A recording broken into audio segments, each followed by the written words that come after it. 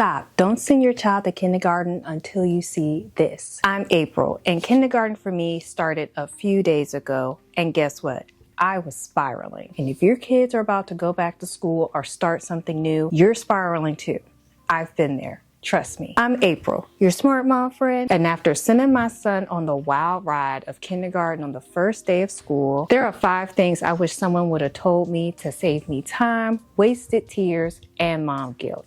And number 3 will literally change how you handle back to school anxiety. I'm not here to sugarcoat or give you Pinterest perfect advice. This is coming from someone who just recently survived the kindergarten transition. By the end of this video, you'll know exactly what matters so that your kid thrives and you don't lose your mind the first few weeks of school. The first truth bomb is that your kid does not need to know how to read before going to kindergarten. There are things that are expected of your child to know by kindergarten, but reading is kind of one of those things that is 50-50. Now, my son likes to read and he's actually reading above a kindergarten level, but that ain't all kids and that's not the expectation. So don't spend months stressing about getting Amazon books. Kindergarten is the foundational grade to teach them what they need to know to prepare for first grade. What actually matters is if you're sitting down with your child for at least 10 minutes a day, getting them comfortable with looking at words on a page, asking them if they need help with anything,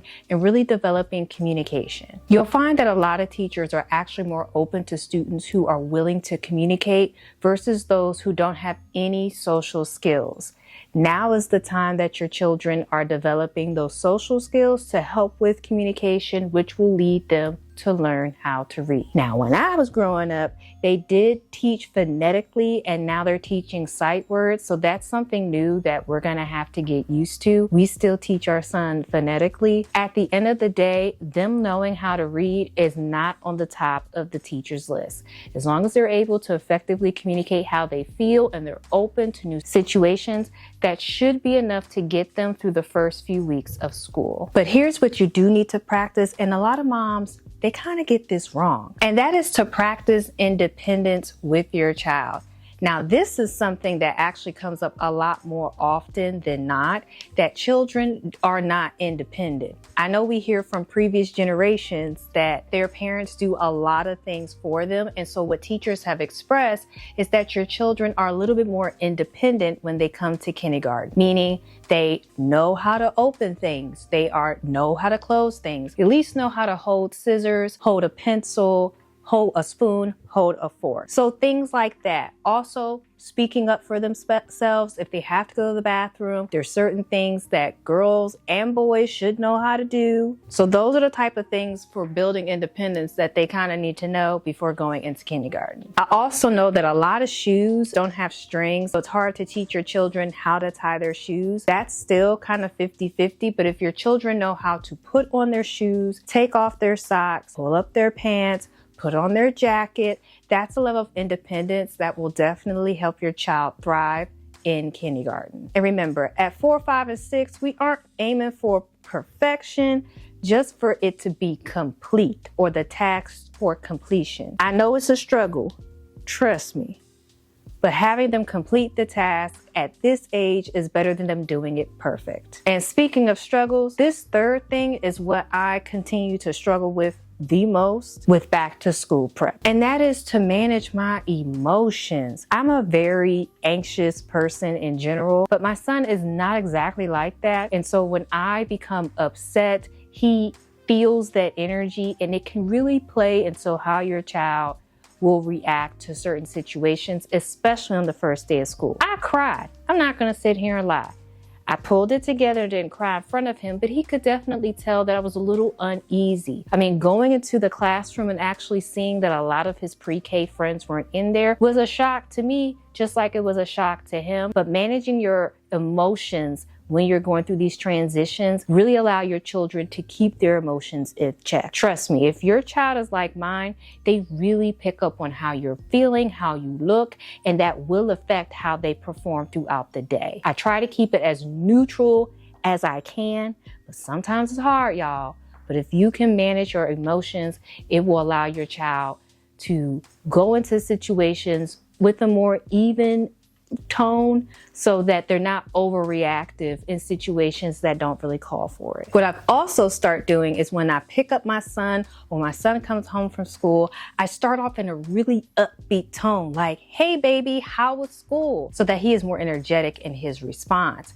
If I sound really like, oh my God, how was school? What did you do today? Then it makes him more worried and apprehensive about talking to me about his day. So picking up the energy when I'm asking him questions about school, keeping the questions really short and to the point, things that I see that he's enthusiastic about, I am picking up the pace when I'm asking him return questions has really been helpful for these first few days of him returning to school. Again, going to kindergarten is a huge transition for the entire family. So picking and choosing when to be emotional really helps them manage their emotions. I thought something was wrong with me when the first few days of school started and my son was just dragging. And I think it was because of the emotional, physical toll of starting a new schedule and going to school. It's one thing going to summer school because it's really tailored towards fun. You're not learning too many things, but that transition from getting up at a certain time to now going to school, your brain working constantly, that can take a huge toll on not only your routine, but your child's routine as well. So it's really trying to develop better habits. Like we try to go to bed earlier, getting the lights off earlier, so that even if it takes him a while to go to sleep, the lights are down and he knows it's bedtime. Just trying to establish better routines so that he's not coming home or waking up so grouchy all the time. Have you seen a 5-year-old be grouchy? Child. I also try to lower my expectations when it comes to what to make for dinner or what he wants to eat. I do make sure that he is eating a balanced lunch, meat, green, starch, snack, water. But when he comes home, sometimes he's still a little hungry, so I make sure that he eats a snack. Same thing for dinner. I definitely try to make sure that he is eating as well as he can. But the first few weeks of school, I just try to lower the expectations. Do you want McDonald's? Are you going to eat this shrimp? Do you want chicken? That way, while he is adjusting to his new environment, I'm not adding new stress to his routine. It stresses me out too, trying to think of all these things 5 days a week to come up to eat for him. So if you get fatigue or there's exhaustion there, just think of easy things that your child will like to eat while they're in the first few weeks of school. That way you take that pressure off and you can focus on ensuring that they're adjusting properly to school, and so are you. And his final thing that I wish I had known will save you so much pressure as a mom on the first day of school is comparing your child to other children. My son did not want to take a back to school picture this year. He flat out said no. So I respected his wishes, but it's kind of hard when you see other children pose and acquiesce to their parents' request about, can you just take a picture for the gram? But my son didn't want to do that. And so you can't get upset about if your child does or doesn't want to do something because you see other kids doing it. Like last year, my son had a little poster board, and this year he wasn't interested in doing any of that. So you just have to remember that your children, as they get older, are going to have their own opinion about things they want to do, and you got to respect it. I know it's hard because you're like, dang, I wanted to show your grandma or your auntie, this photo, but he was straight up like, no. So you can't compare what your child wants to do with other children. I know it can look very fabulous that you see all the kids with their backpack and they're making all these poses and TikTok videos, but you just have to kind of respect what your child wants to do.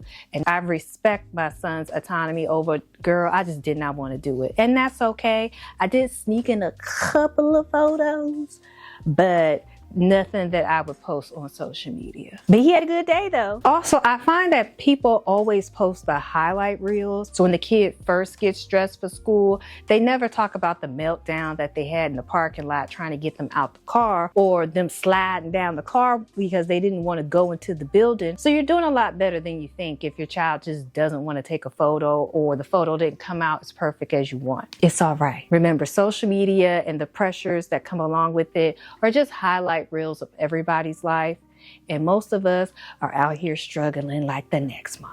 Okay, if this video helped ease your back to school anxiety, make sure to hit the like and subscribe button and join the crew for more mom's truth with no fluff, just Facts. And if you missed my last video, I compared 2 top Amazon lunchboxes for kids in a head-to-head showdown. And you don't want to miss it because I think my son actually broke one of them. You'll want to see which one survives real kindergarten use. What's your biggest kindergarten or first day of whatever grade your child is worry right now? Let me know in the comments and I'll see you in this video.